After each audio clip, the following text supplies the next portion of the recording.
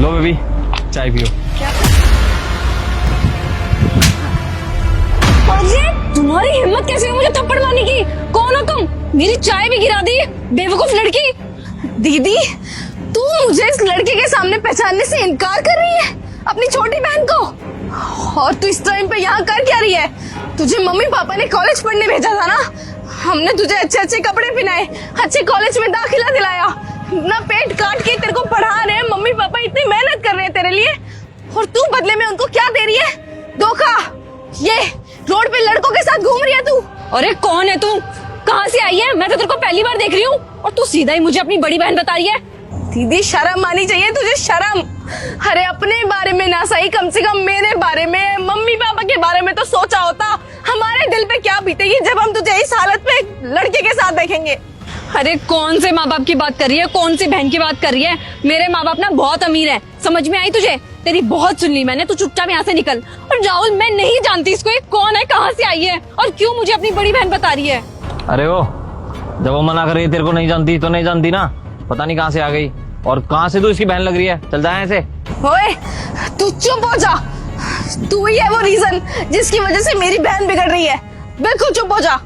अबे ओ, मैंने तेरे को बोला ना, मैं तेरे को नहीं जानती। मुझे लगता है ना राहुल ये पागल है, इसका दिमागी संतुलन हिला हुआ है। तो यहाँ से चुपचाप निकल जा, तेरा बहुत सहन कर चुकी हूँ मैं। ये मेरी भलाई समझ कि तेरे थप्पड़ मारने के बाद भी मैंने तेरे को थप्पड़ नहीं मारा है, क्योंकि तू एक अपाहिज है। इस चीज को ध्यान में रखते हुए ना मैं तेरे को कुछ भी नहीं बोल रही हूँ, तेरी सारी बदतमीजी चुपचाप सहन कर रही हूँ।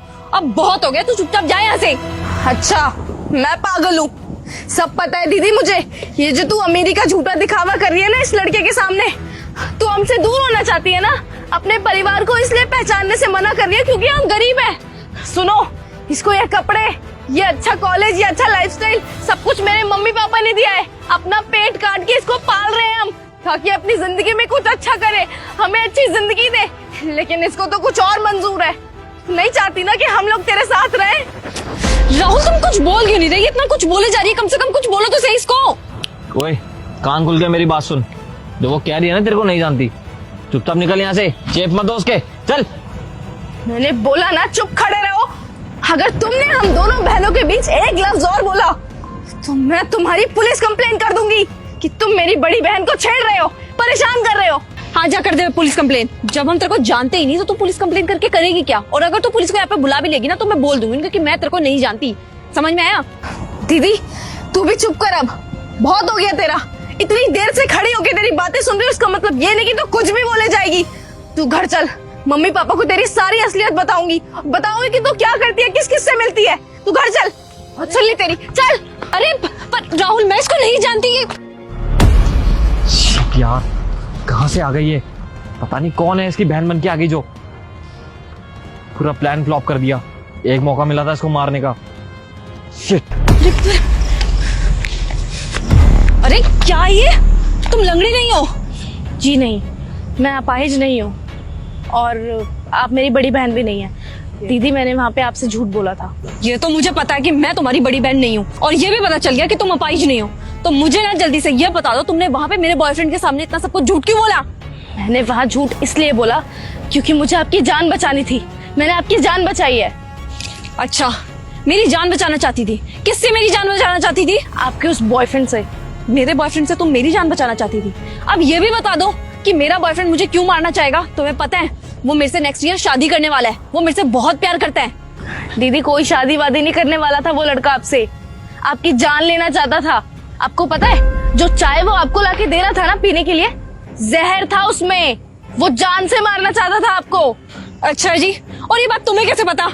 ठीक है, आपको यकीन नहीं हो रहा ना मेरी बातों पे, तो आप मुझे एक बात बताओ, आपने अपने बॉयफ्रेंड को 4-5 लाख रुपए उधार दे रखे है ना, और ये बात मुझे कैसे पता?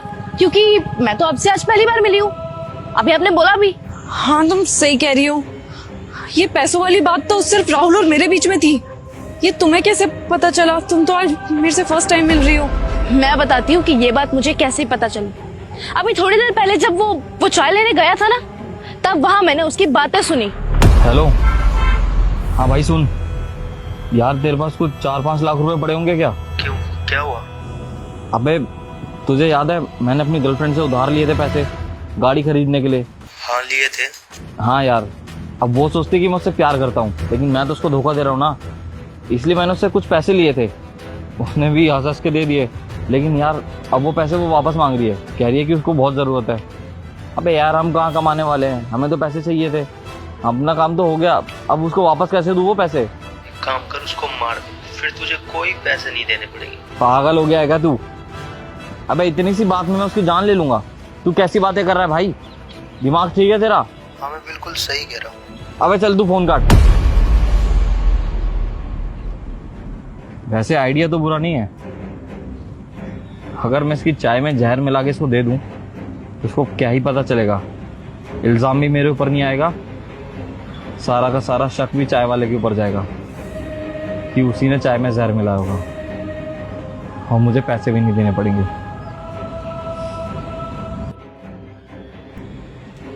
लगता है किसी की जान खतरे में है, मुझे उसकी मदद करनी पड़ेगी। वो दीदी क्या है ना, मैं जिस घर में काम करती थी, जब मेरी वहां से छुट्टी हुई तब मैंने आपके बॉयफ्रेंड को फोन पे ये सारी बातें करते सुना।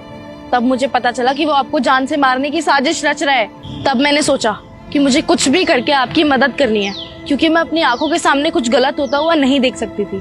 लेकिन अगर फिर भी आपको उसके पास जाना है, उसके साथ रहना है, तो आप जाओ, बेशक जाओ, फिर आप अपनी मौत की जिम्मेदार खुद होगे।